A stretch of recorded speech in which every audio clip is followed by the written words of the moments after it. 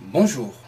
L'idéal étant un point commun à tous les hommes, je saisis cette opportunité qui nous est offerte par ce 14e sommet de la francophonie qui se tient à Kinshasa pour faire entendre mon son de cloche et par là interpeller ceux qui ne voient jamais le bien. Il est vrai que nous nous battons pour nos idées et de nos idées dépendent l'avenir de notre société. Aujourd'hui, nous nous retrouvons en partage autour d'un dénominateur commun qui est la langue française.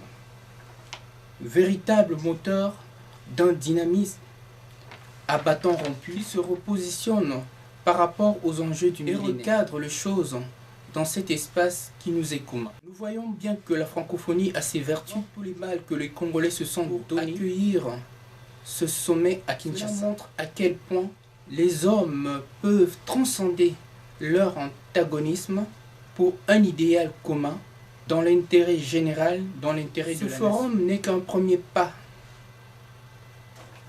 dans la reconnaissance de la République démocratique du Congo comme étant un membre à part entière de cet espace, un membre à part entière dans cette institution. La francophonie ne saurait être qu'une simple question de personnes, mais plutôt une prise en considération de tout un peuple et de ses véritables attentes dans le cadre de cet espace dont nous avons en partage la langue française. Ce serait dommage que de tout taire par simple mépris d'autrui, alors que nous avons tout à y gagner d'assemblée.